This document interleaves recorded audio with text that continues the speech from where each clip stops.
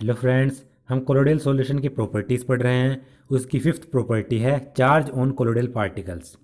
Colloidal particles always carry an electric charge. Colloidal particles पर हमेशा electric charge रहता है। The nature of this charge is the same on all the particle in a given colloidal solution and may be either positive और negative. और इस charge का जो nature होता है वो एक गिवन कोलोइडल सॉल्यूशन के सभी पार्टिकल पर सेम होगा। यानी कोलोइडल सॉल्यूशन है, उसके जितने भी पार्टिकल होंगे उन पर चार्ज सेम होगा, चाहे तो वो सभी पार्टिकल पर पॉजिटिव चार्ज हो सकता है या सभी पार्टिकल पर नेगेटिव चार्ज हो सकता है। A list of some common sol with the nature of charge on their particle is given below. यहाँ पर एक कॉमन सोल्स की लिस्ट दी गई है और उन पर किस प्रकार का चार्ज है ये भी टेबल में दिया गया है। पहले दिए गए हैं पॉजिटिवली चार्ज सोल। इसमें metallic oxide, hydrated metallic oxides जो होते हैं वो पॉजिटिवली चार्ज सोल होते हैं। हाइड्रेटेड का मतलब इसमें पानी मौजूद होता है, जैसे Al2O3 aluminium oxide dot XH2O, यानी इसमें X मॉलिक्यूल वाटर के हैं। एक्स वो कितने भी हो सकते हैं, तो ये भी पॉजिटिवली चार्ज सोल है। इसी तरीके से CrO3 डॉट XH2O ये भी, और Fe2O3 डॉट XH2O ये भी पॉजिटिवली चार्ज सोल है। दूसरा एग्जाम्पल है बेसिक डाई स्टफ्स, जैसे कि methylene blue sol. Methylene blue dye है, इसका जो सोल है मिथाइलिन ब्लू सोल वो भी पॉजिटिवली चार्ज सोल है। इसमें इम्पोर्टेंट है ये बोर्ड एग्जाम में पूछा जाता है, नीट में पूछा जा सकता है। जो हीमोग्लोबिन होता है ब्लड में वो भी पॉजिटिवली चार्ज सोल होता है, ये आपको इम्पोर्टेंट है, याद रखना है। ऑक्साइड जैसे कि TiO2 सोल ये भी पॉजिटिवली चार्ज सोल है। अब कुछ नेगेटिवली चार्ज सोल के एग्जांपल हैं। मेटल्स जैसे कि कॉपर, सिल्वर, गोल्ड सोल। जो ये कॉपर के सोल हो गया, सिल्वर का सोल हो गया, गोल्ड का सोल हो गया, ये नेगेटिवली चार्ज सोल होते हैं, यानी इनके जो पार्टिकल होते हैं उन पर नेगेटिव चार्ज होता है। मेटेलिक सल्फाइड जैसे कि H2S3, Sb2S3, CdS, इनके जो सोल होंगे मेटेलिक सल्फाइड सोल ये भी नेगेटिवली चार्ज होंगे। एसिड डाई स्टफ, जो बेसिक डाई थे, बेस डाई, वो पॉजिटिवली चार्ज थे। जो एसिडिक डाई स्टफ्स हैं जैसे कि इओजीन, कॉन्गो रेड सोल, ये नेगेटिवली चार्ज सोल हैं। Sol of starch, gum, gelatin, clay, charcoal, ये सब भी नेगेटिवली चार्ज सोल हैं। ये आपको नाम याद रखने और इसमें हीमोग्लोबिन आपको याद रखना है, इसका मोस्ट इंपॉर्टेंट पार्ट है। The charge on the sol particle is due to one or more reason. और सोल पार्टिकल पर जो चार्ज आ रहा है उसके एक या एक से ज़्यादा कारण भी हो सकते हैं। Which due to electron capture by sol particle during electro dispersion of metal, due to preferential adsorption of ion from solution, and या और due to formation of electrical double layer. उसका पहला कारण क्या है, मेटल के इलेक्ट्रो डिस्पर्जन के दौरान जो सोल पार्टिकल हैं वो इलेक्ट्रॉन को कैप्चर कर लेते हैं। आपने बिल्डिंग आर्क मेथड पढ़ा है, उसमें हम जिस भी मेटल का सोल बनाते हैं उसके इलेक्ट्रोड लगा देते हैं, उसमें हाई वोल्टेज देते हैं जिससे वो इलेक्ट्रोड, उनके बीच में इलेक्ट्रिक आर्क बनता है और उसमें बहुत ज़्यादा हीटिंग प्रोड्यूस होती है और जो इलेक्ट्रोड है वो वेपराइज होने लगते हैं। फिर हम उन वेपर को कंडेंस करते हैं जिससे सोल पार्टिकल मेटल का बन जाता है, तो ये कहलाता है मेटल का इलेक्ट्रो डिस्पर्जन। तो इस पूरे प्रोसेस के दौरान जो सोल पार्टिकल बनेंगे वो इलेक्ट्रॉन कैप्चर कर लेते हैं जिससे उनके ऊपर चार्ज आ जाता है। दूसरा है आयन सॉल्यूशन से आयंस का प्रेफरेंशियल एड्जॉर्प्शन, यानी जो सोल पार्टिकल हैं वो सॉल्यूशन से एक अपनी प्रेफरेंस के हिसाब से कोई भी आयन को एड्जॉर्ब कर लेते हैं जिससे उनके ऊपर चार्ज आ जाता है। वो कौन सा आयन एड्जॉर्ब करेंगे ये डिपेंड करता है सोल पार्टिकल पर, इसको हम नीचे पढ़ेंगे।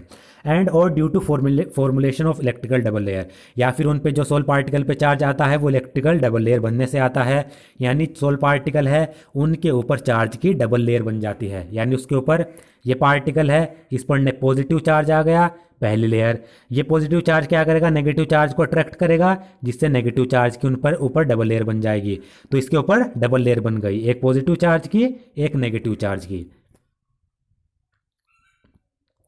Preferential adsorption of ion is the most accepted reason, और इन तीनों रीजन में जो आयंस का प्रिफरेंशियल एड्जॉर्प्शन होता है वो सबसे एक्सेप्टेड है। The sol particle acquire positive और negative charge by preferential adsorption of positive और नेगेटिव आयन। तो जो सोल पार्टिकल हैं वो पॉजिटिव या फिर नेगेटिव चार्ज को एक्वायर करते हैं पॉजिटिव या फिर नेगेटिव आयंस को अपने ऊपर एड्जॉर्ब करके। व्हेन टू और more ions are present in the dispersion medium, preferential adsorption of the ion common to the colloidal particle usually take place. जब भी किसी डिस्पर्जन मीडियम में दो या दो से ज़्यादा आयन्स हों तो उस आयन का प्रिफरेंशियल एड्जॉर्प्शन होता है जो कोलोइडल पार्टिकल में कॉमन हो। मतलब कोलोइडल पार्टिकल है, उसके कॉमन जो डिस्पर्जन मीडियम में जो आयन होगा उसके समान वही प्रिफरेंशियली एड्जॉर्ब होगा। इसको हम अच्छी तरीके से इस एग्जांपल से समझते हैं। When silver nitrate solution is added to potassium iodide solution, the precipitated silver iodide adsorb iodide ion from the dispersion medium. जब सिल्वर नाइट्रेट सॉल्यूशन को पोटेशियम आयोडाइड सॉल्यूशन में ऐड किया जाता है तो जो इसमें प्रेसिपिटेट बनता है सिल्वर आयोडाइड का, वो डिस्पर्जन मीडियम से आयोडाइड आयन को एड्जॉर्ब कर लेता है and negatively charge colloidal solution result. इसके कारण नेगेटिवली चार्ज कोलोइडल सॉल्यूशन बनता है। और इसमें दूसरा, how ever when K I solution potassium iodide solution is added to AgNO3 solution, positively charge sol result due to adsorption of Ag positive ion from dispersion medium. लेकिन जब इसका उल्टा किया जाता है, पोटेशियम आयोडाइड सॉल्यूशन को AgNO3 solution में मिलाया जाता है तो पॉजिटिवली चार्ज सोल बनता है, क्योंकि इसमें क्या होता है, जो प्रेसिपिटेटेड सिल्वर आयोडाइड है वो डिस्पर्जन मीडियम से Ag पॉजिटिव आयन को एड्जॉर्ब करता है। तो आप यहाँ पर देख सकते हैं, पहले सिल्वर नाइट्रेट को AgNO3 को Ki यानी पोटेशियम आयोडाइड में मिलाया, तब बना नेगेटिवली चार्ज सोल, क्योंकि उसमें जो सिल्वर आयोडाइड सॉल्यूशन है प्रेसिपिटेट है वो उस मीडियम से आयोडाइड आयन को एड्जॉर्ब कर रहा है। जब इसका उल्टा किया गया, पहले सिल्वर नाइट्रेट को पोटेशियम आयोडाइड में मिलाया, अब पोटेशियम आयोडाइड को सिल्वर नाइट्रेट में मिलाया, बिल्कुल इसका उल्टा, तो इस समय क्या बना, पॉजिटिवली चार्ज सोल बना। ऐसा इसलिए बना क्योंकि जो प्रेसिपिटेट था सिल्वर आयोडाइड उसने इस समय Ag पॉजिटिव आयन को एड्जॉर्ब किया डिस्पर्जन मीडियम से। ये कैसे हुआ, ये मैं आपको रिएक्शन लिख कर बता देता हूँ। हमने क्या किया, AgNO3 है हमारे पास, इसमें हमने पोटेशियम आयोडाइड में यानी Ki में मिला दिया। और इसमें आपको याद रखना है, जो Ki लिया जाता है इसमें पोटेशियम आयोडाइड वो एक्सेस में लिया जाता है, यानी ज़्यादा मात्रा में लिया जाता है। अब ये कर लिया। अब इससे देखिए, इससे हमारा प्रेसिपिटेट बनेगा AgI, यानी ये Ag क्या करेगा, पोटेशियम आयोडाइड से आयंस ले लेगा और प्रेसिपिटेट हो जाएगा आयोडीन इससे जुड़ गया तो AgI हमारा प्रेसिपिटेट बना। अब हमारे पास क्या है, पोटेशियम है, पोटेशियम बचा तो इसमें पोटेशियम पर पॉजिटिव चार्ज होगा, आयोडीन पर नेगेटिव चार्ज होगा, तो हमारे पास K पॉजिटिव बचा। तीसरा हमारे पास क्या बचा, NO3 नेगेटिव बचा। चौथा हमारे पास क्या बचा, जो यहाँ पर हमने पोटेशियम आयोडाइड लिया था वो एक्सेस में लिया था, तो कुछ तो आयोडाइड इससे जाकर Ag से जुड़ गया, तो जो बचा वो हमारे पास I नेगेटिव के रूप में हमने यहाँ पर लिख लिया। क्योंकि हमने एक्सेस में लिया था पोटेशियम आयोडाइड तो कुछ तो इसके साथ जुड़ गया Ag के, कुछ हमारे पास I नेगेटिव के रूप में बच गया, आयंस के रूप में। अब देखिए, जो हमारा ये प्रेसिपिटेट है ये यहाँ पर प्रेफरेंशियली एड्जॉर्ब करेगा। अब देखिए, इसमें हमारा प्रेसिपिटेट है और हमारे पास ये तीन चीज़ें हैं जो हमारे सॉल्यूशन में हमारे पास है, यानी AgNO3 को हमने पोटेशियम आयोडाइड से मिलाया, जो हमारा सॉल्यूशन बना उसमें प्रेसिपिटेट बना और ये तीन आयंस बने। अब इसमें प्रेसिपिटेट के बीच में और इन आयंस के बीच में कॉमन क्या है, Ag यहाँ नहीं है, यहाँ भी नहीं है, यहाँ भी नहीं है। इसमें आयोडीन है, I है, आप यहाँ पर देख सकते हैं इन आयंस में भी I है। तो ये जो AgI है ये किसको एड्जॉर्ब करेगा, जो इसमें कॉमन हो। तो इसमें इसमें कुछ कॉमन है, यानी I कॉमन है, प्रेसिपिटेट और इस आयन में I कॉमन है, तो ये क्या करेगा, इस I नेगेटिव आयंस को एड्जॉर्ब कर लेगा। जब ये प्रेसिपिटेट इस I नेगेटिव आयन को एड्जॉर्ब कर लेगा तो हमारे कोलोइडल पार्टिकल पर कैसा चार्ज आ जाएगा, नेगेटिव चार्ज आ जाएगा, क्योंकि इस पर नेगेटिव चार्ज है। ये प्रेफरेंशियली एड्जॉर्ब कर रहा है, इसे प्रेफरेंस दे रहा है, क्योंकि ये प्रेसिपिटेट और इनके बीच में कुछ ना कुछ कॉमन है। इसी तरीके से अगर हम दूसरा लें, हमारा यहाँ नेगेटिव चार्ज बन गया, नेगेटिव चार्ज कोलोइडल सॉल्यूशन बन गया, यह आपने देखा। अब हम इसका दूसरे वाला लेते हैं पार्ट। हमने क्या किया, अब KI सॉल्यूशन को, पोटेशियम आयोडाइड सॉल्यूशन को हमने NO3 में ऐड किया, इसको हम इसमें ऐड कर रहे हैं, तो AgNO3 को हम यहाँ पर एक्सेस में लेंगे। ये आपको याद रखना है क्योंकि इसको इसमें ऐड कर रहे हैं। तब हमारे पास क्या क्या बनेगा? हमारे पास एक तो वही प्रेसिपिटेट बनेगा AgI, यानी कुछ Ag इस I के साथ जुड़ जाएगा। फिर हमारे पास K पॉजिटिव बचा, हमारे पास NO3 नेगेटिव बचा, और हमारे पास Ag पॉजिटिव बचा। अब Ag पॉजिटिव क्यों बचा? वही रीज़न है क्योंकि AgNO3 हमने एक्सेस में लिया है। एक्सेस का मतलब होता है ज़्यादा मात्रा में लिया है, इसकी कंसंट्रेशन ज़्यादा है। तो हमारे सॉल्यूशन में 4 चीज़ें बनी: precipitate, K positive, NO3 negative, Ag positive ion. अब देखिए इस प्रेसिपिटेट में और इन तीनों आयन में क्या कॉमन है। इसमें Ag है, यहाँ देखिए ये वाला Ag है, आयोडीन है इसमें, यहाँ पर आयोडीन I नहीं है। तो ये AgI किसको एब्जॉर्ब करेगा, किसको प्रेफरेंस देगा? जो इसमें कॉमन हो, यानी ये Ag पॉजिटिव को एब्जॉर्ब कर लेगा। और Ag पर क्या चार्ज है? पॉजिटिव चार्ज है। हमारा कोलोइडल सॉल्यूशन कैसा बनेगा? पॉजिटिव चार्ज कोलोइडल सॉल्यूशन बनेगा, पॉजिटिव चार्ज सोल बनेगा। इस तरीके से ये होता है। पहले केस में AgI ने I नेगेटिव को एब्जॉर्ब किया, नेगेटिवली चार्ज बना। दूसरे केस में AgI ने Ag पॉजिटिव को एब्जॉर्ब किया, पॉजिटिवली चार्ज बना। अब इसमें ऐसे ही दूसरा एग्जांपल दिया गया है। If FeCl3 is added to excess of hot water, a positively charged salt of hydrated ferric oxide is formed due to adsorption of Fe3 positive ion. जब FeCl3 को एक्सेस हॉट वाटर में add किया जाता है तो positively charge soul बनता है, क्योंकि जो हाइड्रेटेड फेरिक ऑक्साइड है वो Fe3 पॉजिटिव आयन को एब्जॉर्ब कर लेता है। However, when ferric chloride is added to NaOH, a negatively charged salt is obtained with adsorption of OH negative ion। जबकि जब फेरिक क्लोराइड को NaOH में ऐड किया जाता है तो नेगेटिवली चार्ज सोल बनता है, क्योंकि उस समय जो हाइड्रेटेड फेरिक ऑक्साइड है वो OH नेगेटिव आयन को एब्जॉर्ब करता है। ये भी आपको याद रखना है। FeCl3 को हॉट वाटर में ऐड करेंगे तो पॉजिटिव चार्ज सोल बनेगा, Fe3 पॉजिटिव आयन वहाँ पर एब्जॉर्ब होंगे।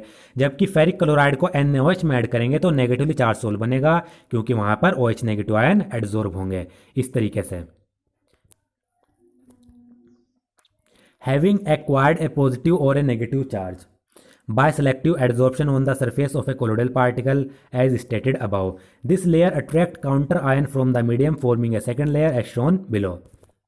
सेलेक्टिव एड्जॉर्प्शन के द्वारा कोलोइडल पार्टिकल के सरफेस पर जब पॉजिटिव या फिर नेगेटिव चार्ज आ जाता है तो जो ये पॉजिटिव या फिर नेगेटिव चार्ज की जो लेयर है ये डिस्पर्जन मीडियम से जो इसका काउंटर आयन होगा, जो इसका ऑपोजिट चार्ज वाला आयन होगा, उसको भी अपने ऊपर अट्रैक्ट कर लेती है, जिससे इसके ऊपर एक सेकेंड लेयर बन जाती है। अब हमने ऊपर पढ़ा जब हम AgNO3 को KI में पोटेशियम आयोडाइड में ऐड कर रहे थे तो उस समय प्रेसिपिटेट बना था AgI, और इस AgI ने I नेगेटिव को एब्जॉर्ब किया था। इसका मतलब इसके ऊपर एक I नेगेटिव की एक लेयर बन गई। ये I नेगेटिव की इसके ऊपर लेयर बन गई क्योंकि इसने इसको एब्जॉर्ब कर लिया और कोलोइडल पार्टिकल पर नेगेटिव चार्ज आ गया। अब हमारा जो डिस्पर्जन मीडियम है, मान लीजिए इस वेसल में हम मिला रहे हैं, हमारा जो डिस्पर्जन मीडियम है उसमें अब क्या क्या बचा था? उसमें K पॉजिटिव बचा था और उसमें NO3 नेगेटिव बचा था। क्योंकि AgNO3 को KI में मिला रहे थे तो AgI बन रहा था, Na पॉजिटिव, I नेगेटिव और NO3 बन रहा था। अब इस डिस्पर्जन मीडियम से AgI प्रेसिपिटेट ने I नेगेटिव तो एब्जॉर्ब कर लिया। अब मीडियम में क्या क्या बचे रह गए? मीडियम में K पॉजिटिव बचा रह गया, NO3 नेगेटिव बचा रह गया। अब क्या होगा? जो कोलोइडल पार्टिकल के ऊपर ये जो नेगेटिव चार्ज की एक लेयर बन गई है, एड्जॉर्ब हो गई है, ये डिस्पर्जन मीडियम से जो इसका ऑपोजिट आयन होगा उसको अट्रैक्ट करना स्टार्ट कर देगी। डिस्पर्जन मीडियम में इसका ऑपोजिट आयन क्या है? यहाँ पर नेगेटिव चार्ज और इस पर पॉजिटिव चार्ज। तो ये वाली लेयर क्या स्टार्ट कर देगी? इस K पॉजिटिव को मीडियम से अट्रैक्ट करना स्टार्ट कर देगी, जिससे इसके ऊपर एक और लेयर बन जाएगी इसके ऑपोजिट चार्ज वाली, यानी इसके ऊपर K पॉजिटिव की लेयर बन जाएगी। इस तरीके से अब बात करते हैं दूसरे केस की। दूसरे केस में क्या हो रहा था? जो Ki था उसको AgNO3 में मिला रहे थे, उस समय AgI प्रेसिपिटेट बन रहा था और बन रहे थे Ag पॉजिटिव, NO3 नेगेटिव और K पॉजिटिव। अब इसके ऊपर जो ये एडजॉर्ब हो रहा था वो Ag पॉजिटिव हो रहा था, तो पॉजिटिव चार्ज इसके ऊपर एडजॉर्ब हो गया। अब इसमें बचा क्या? डिस्पर्जन मीडियम में नेगेटिव, ये पॉजिटिव चार्ज नेगेटिव को एडजॉर्ब करेगा, नेगेटिव बचा NO3 नेगेटिव, तो Na3 नेगेटिव की इसके ऊपर एक दूसरी लेयर बन जाएगी, ये इसको अट्रैक्ट करेगा, पॉजिटिव चार्ज NO3 नेगेटिव को अट्रैक्ट करेगा, इसके ऊपर इसकी एक डबल लेयर बन जाएगी। यहाँ पर I नेगेटिव दिया गया है, अगर इसमें जो डिस्पर्जन मीडियम है उसमें I नेगेटिव भी है, तो ये I जो Ag पॉजिटिव है वो I नेगेटिव को एब्जॉर्ब करेगा, ना कि NO3 नेगेटिव को।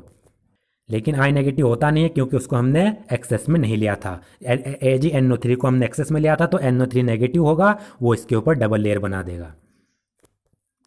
इस तरीके से यहाँ पर ये होता है। AgI I नेगेटिव की लेयर बनी, I नेगेटिव K पॉजिटिव को अट्रैक्ट करेगा। इसी तरीके से AgI के ऊपर Ag पॉजिटिव की लेयर बनी, ये पॉजिटिव I नेगेटिव को या फिर NO3 नेगेटिव को अट्रैक्ट करेगा।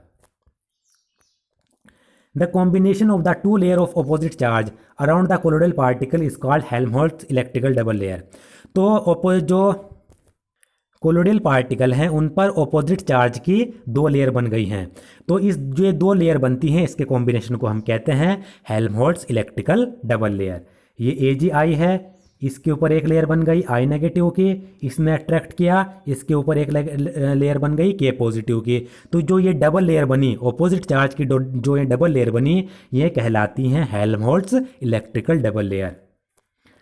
According to modern views, the first layer of ion is firmly held and is termed fixed layer, while the second layer is mobile, which is termed diffused layer। और जो first layer होती है ions की वो बहुत ही ज़्यादा firmly held होती है, उससे जुड़ी हुई होती है, इसलिए उसको फिक्स्ड लेयर कहते हैं। जबकि जो सेकंड लेयर होती है वो मोबाइल होती है, वो मूवमेंट कर सकती है, इसलिए हम उसको डिफ्यूज्ड लेयर कह सकते हैं। ये AgI है, इसके ऊपर एक लेयर बनी I नेगेटिव की, जो ये पहली लेयर होती है I नेगेटिव वाली ये बनी, ये कहलाती है फिक्स्ड लेयर, ये इससे बहुत ज़्यादा फोर्स से जुड़ी हुई होती है। जबकि इसके ऊपर जो दूसरी लेयर बनेगी पॉजिटिव चार्ज की K पॉजिटिव की, ये दूसरी लेयर बनी, ये मोबाइल लेयर होती है, इसलिए इसको हम कहते हैं डिफ्यूज्ड लेयर। ये आपको याद रखना है। यहाँ पर Ag पॉजिटिव की फिक्स्ड लेयर है और I नेगेटिव की मोबाइल लेयर है। Since separation of charge is a seat of potential, the charge of opposite signs on the fixed and diffused part of the double layer result in a difference in potential between these layers। क्योंकि जब charge separate होते हैं, अलग अलग charge मौजूद होते हैं, तो वहाँ पर पोटेंशियल जनरेट हो जाता है। तो जो फिक्स्ड लेयर पर और डिफ्यूज्ड लेयर पर ऑपोजिट चार्ज हैं, उनसे क्या होता है, इन लेयर्स के बीच में पोटेंशियल जनरेट हो जाता है। This potential difference between the fixed layer and the diffuse layer of opposite charges is called the electrokinetic potential और zeta potential। तो जो ये potential difference fixed layer और diffuse layer के बीच में जनरेट होता है, इसे हम कहते हैं electrokinetic potential या फिर zeta potential। ये मैं आपको बनाकर दिखा देता हूँ। AgI है, इसके ऊपर I नेगेटिव, ये नेगेटिव चार्ज है, इसके ऊपर K पॉजिटिव यानी पॉजिटिव चार्ज है। तो यहाँ पर इक्वल और यहाँ पर नेगेटिव चार्ज है, यहाँ पर पॉजिटिव चार्ज है। ये फिक्स्ड लेयर है और ये डिफ्यूज लेयर है। तो इन ऑपोजिट चार्ज के कारण क्या होता है, इनके बीच में, इन दो लेयर के बीच में, फिक्स्ड लेयर के बीच में और डिफ्यूज लेयर के बीच में पोटेंशियल डिफरेंस जनरेट हो जाता है। तो फिक्स्ड लेयर और डिफ्यूज लेयर के बीच में जो चार्ज की वजह से पोटेंशियल डिफरेंस जनरेट हो रहा है, इसे हम कहते हैं इलेक्ट्रोकाइनेटिक पोटेंशियल या फिर ज़ेटा पोटेंशियल। ये आपको याद रखना है। इस तरीके से ये negative charge layer, positive charge layer, इनके बीच में पोटेंशियल डिफरेंस जनरेट हुआ, वो कहलाएगा ज़ेटा पोटेंशियल। ये पोटेंशियल डिफरेंस जनरेट होता है ऑपोजिटली चार्ज के कारण। The presence of equal and similar charges on colloidal particle is largely responsible in providing stability to the colloidal solution. तो जो कोलोइडल पार्टिकल होते हैं उनके ऊपर इक्वल और सिमिलर चार्जेस प्रेजेंट होते हैं, इसके कारण ही वो कोलोइडल सॉल्यूशन स्टेबल होता है। यानी ये चार्ज क्या कर रहे हैं, कोलोइडल सॉल्यूशन को स्टेबिलिटी प्रोवाइड करा रहे हैं। Because the repulsive force between charge particle having same charge prevent them from coalescing और aggregating when they come closer to one another.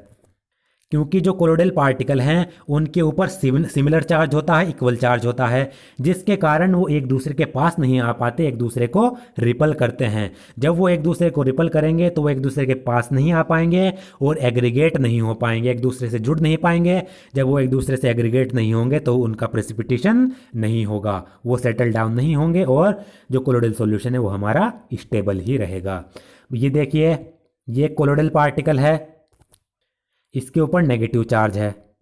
दूसरा कोलोइडल पार्टिकल, उसके ऊपर भी नेगेटिव चार्ज है, क्योंकि एक कोलोइडल सॉल्यूशन में जो कोलोइडल पार्टिकल होते हैं उनमें एक ही प्रकार का चार्ज आता है। तो ये एक कोलोइडल सॉल्यूशन है, इनमें जितने भी पार्टिकल होंगे उनमें सेम चार्ज होगा। इस पे नेगेटिव चार्ज, दूसरे कोलोइडल पार्टिकल पे भी नेगेटिव चार्ज। इसके कारण क्या होता है, जो नेगेटिव नेगेटिव हैं ये एक दूसरे को रिपल करते हैं, एक दूसरे के पास नहीं आते। एक दूसरे को रिपल करेंगे तो ये एग्रीगेट नहीं बना पाते, जिससे कोलोइडल सॉल्यूशन स्टेबल रहता है। दोस्तों, आज का मेरा वीडियो अगर आपको पसंद आया तो प्लीज़ मेरे चैनल को सब्सक्राइब करें, इस वीडियो को ज़्यादा से ज़्यादा शेयर करें।